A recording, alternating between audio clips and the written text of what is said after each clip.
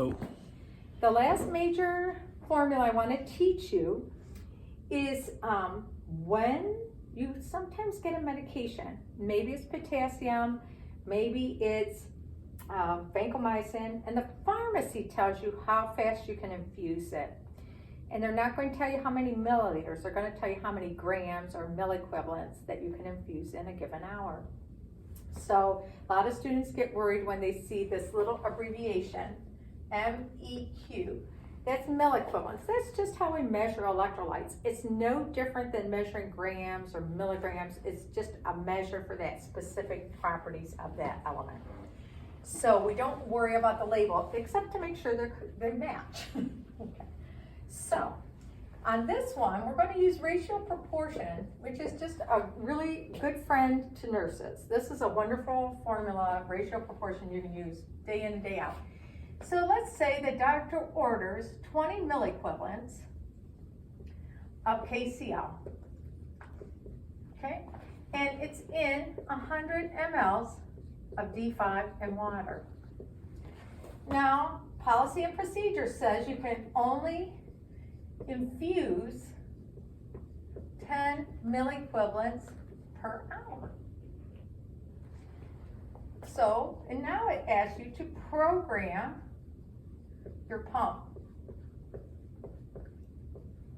Okay, so I know I can only infuse 10 milliequivalents an hour.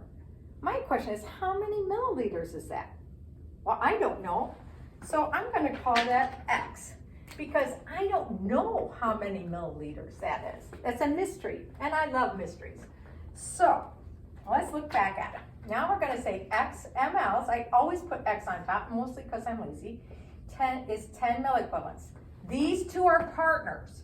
They're in the square dance. They're the partners. Okay? So now I have to look.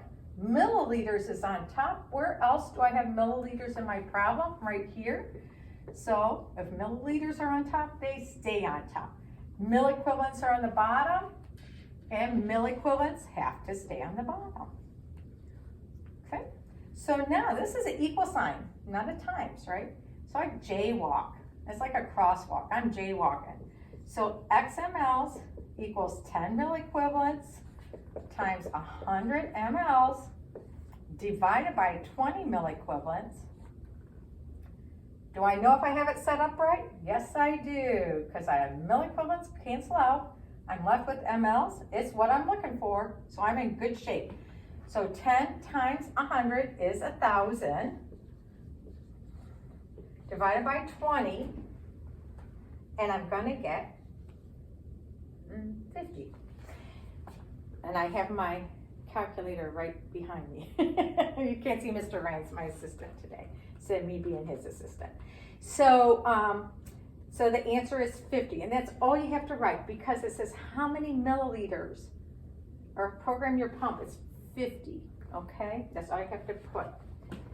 So let's do another one, because this can, like I said, this one can kind of monkey with you a little bit, okay? So we'll change it just a little bit.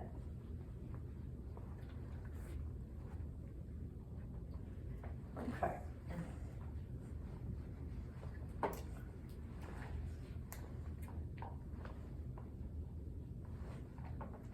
Doctor has ordered 2 grams of vancomycin. That's a big dose, kids. Okay. And again, these are not formulary. These are not correct. I'm just making them up. Okay. And it's in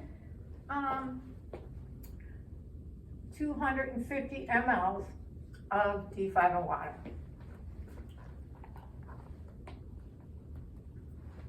The policy and procedure says, or the pharmacy says, we can only infuse 500 milligrams per hour. So, program your pump. Again, we don't know how many milliliters 500 milligrams per hour is, but so we make that X. X mLs is 500 milligrams. Okay, I have mLs on the top. It's 250 mLs, right? This is where I found it. mLs are on the top, they stay on the top. Uh-oh, I have grams here and milligrams here. What do I gotta do? I've got to convert those grams to milligrams. You have to have, all your labels have to match. So if there's 1,000 milligrams in 1 gram, 2 grams would be 2,000 milligrams, okay? Again, I'm just making this crap up, you guys. This is not real. Okay, so now we're gonna say X mLs, and I know I will have this set up, equals 500 milligrams times 250 mLs divided by 2,000 milligrams. Milligrams are gonna cancel out. I'm left with milliliters. It's what I'm looking for, so I'm happy about that. And I'm not even gonna pretend to do this in my head, so I'm gonna say 500 times 250 divided by 2,000, 62.5.